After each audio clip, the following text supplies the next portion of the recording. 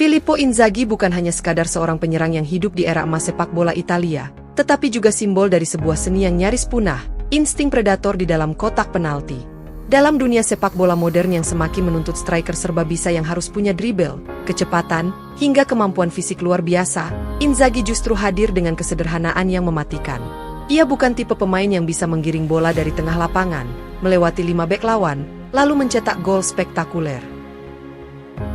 Ia juga bukan penyerang yang terkenal dengan sundulan kuat atau tendangan jarak jauh keras. Namun, justru dari keterbatasan itulah lahir sebuah keunikan. Inzaghi membuktikan bahwa sepak bola bukan hanya soal teknik, tetapi juga soal membaca momen, insting, dan keberanian berada di tempat yang tepat pada detik paling menentukan. Lahir di Piacenza, Italia, tahun 1973, Inzaghi tumbuh besar di tengah atmosfer sepak bola Italia yang kala itu masih sangat tradisional. Serie A pada era itu adalah liga paling keras, penuh taktik, dan dianggap sebagai tempat para bek terbaik dunia. Striker muda yang ingin bersinar di sana harus siap berhadapan dengan para monster pertahanan seperti Paolo Maldini, Alessandro Nesta, atau Ciro Ferrara. Karir profesionalnya dimulai di klub kota kelahirannya, Piacenza, sebelum akhirnya perjalanan panjang membawanya ke Atalanta, di mana ia benar-benar menunjukkan kualitasnya sebagai pencetak gol ulung. Musim 1996-97 bersama Atalanta menjadi titik balik. Inzaghi mencetak 24 gol di Serie A dan meraih gelar Capocannoniere, top skor Liga Italia. Dari sinilah klub-klub besar mulai melirik, dan Juventus menjadi pelabuhan berikutnya. Bersama Juve, ia menambah reputasinya sebagai predator kotak penalti. Namun, puncak karirnya tidak diragukan lagi terjadi saat ia berseragam AC Milan. Di Milan, Inzaghi menemukan rumah sejatinya. Dilatih oleh Carlo Ancelotti, ia menjadi bagian dari tim megah yang dipenuhi bintang, Paolo Maldini, Andrea Pirlo, Clarence Seedorf, Kaká, hingga Andriy Shevchenko. Jika Shevchenko adalah striker komplit dengan teknik dan kecepatan, maka Inzaghi menjadi pasangan kontras yang justru memperkaya permainan Milan. Tugasnya sederhana, tunggu momen, berlari di antara bek, dan selesaikan peluang. Tapi sesederhana itu, nyatanya hanya sedikit striker yang bisa melakukannya seefisien Inzaghi. Momen paling ikonik tentu terjadi pada final Liga Champions 2007 di Athena. Milan berhadapan dengan Liverpool, lawan yang 2 tahun sebelumnya menciptakan mimpi buruk di Istanbul ketika mereka membalikan kedudukan 3-0 menjadi juara lewat adu penalti. Final itu menjadi kesempatan balas dendam. Dan siapa yang muncul sebagai pahlawan? Filippo Inzaghi. Dengan naluri khasnya, ia mencetak 2 gol ke gawang Pepe Reina. Gol pertama datang dari tendangan bebas Andrea Pirlo yang mengenai tubuhnya lalu berbelok masuk. Banyak yang menyebutnya keberuntungan, tapi bagi mereka yang paham, itu bukan sekadar kebetulan. Itu adalah refleksi dari insting seorang striker yang selalu tahu di mana bola akan mendarat. Gol kedua lebih jelas, hasil dari pergerakannya yang lepas dari jebakan offside sebelum menaklukkan Reina dengan tenang. Selain di level klub, Inzaghi juga punya catatan manis di tim nasional Italia. Meski tidak selalu jadi pilihan utama karena harus bersaing dengan striker-striker hebat lain seperti Alessandro Del Piero, Francesco Totti, Christian Vieri, atau Luca Toni, Inzaghi tetap meninggalkan jejak. Di Piala Dunia 2006, meski hanya tampil sebagai pelapis, ia mencetak gol ikonik ke gawang Republik Ceko. Gol itu menggambarkan esensi dirinya, membaca situasi, berlari di momen tepat, dan mencetak gol dengan dingin.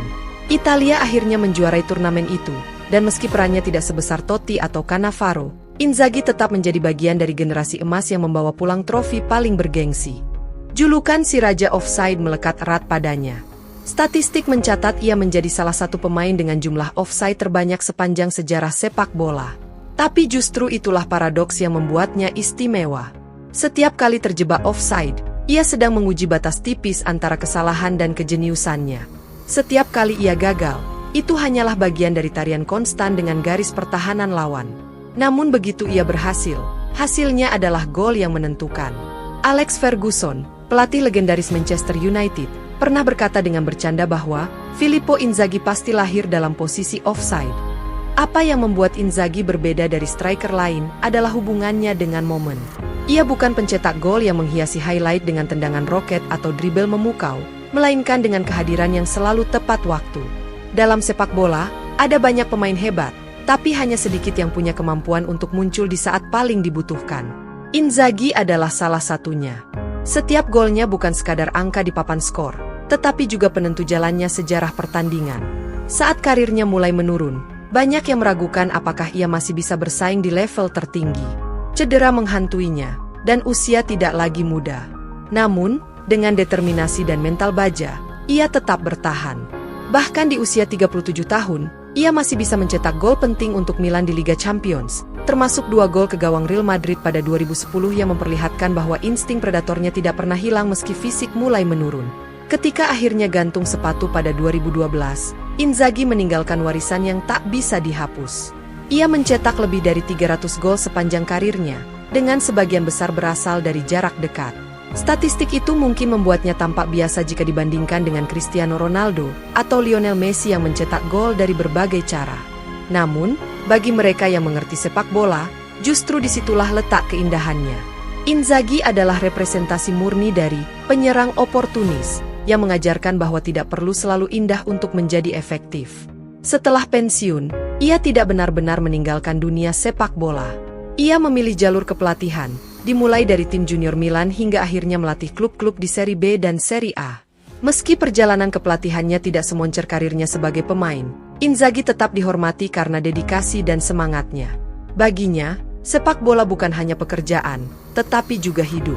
Narasi tentang Filippo Inzaghi adalah narasi tentang keberanian menerima keterbatasan dan mengubahnya menjadi kekuatan. Ia membuktikan bahwa untuk menjadi legenda, tidak harus menjadi pemain paling flamboyan, tidak harus selalu menjadi sorotan utama.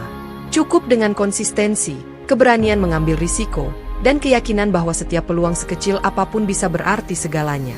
Inzaghi adalah bukti hidup bahwa sepak bola tetaplah permainan tentang detail, tentang detik-detik kecil yang menentukan, dan tentang naluri seorang predator yang tidak bisa diajarkan.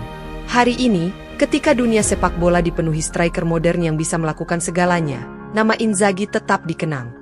Setiap kali ada pemain yang sering terjebak offside namun selalu bisa mencetak gol di momen penting, ia akan dibandingkan dengan Inzaghi. Filippo Inzaghi bukan hanya legenda AC Milan atau Italia, melainkan juga simbol universal tentang seni menjadi penyerang. Seni yang sederhana, tapi begitu sulit dipertahankan. Seni yang membuatnya abadi di hati para penggemar, karena di balik setiap golnya ada cerita tentang perjuangan, kesabaran, dan insting yang melampaui logika. Kalau kamu suka narasi yang membahas legenda lapangan hijau seperti ini, jangan lupa subscribe dan komen supaya legenda favoritmu jadi yang selanjutnya dibahas.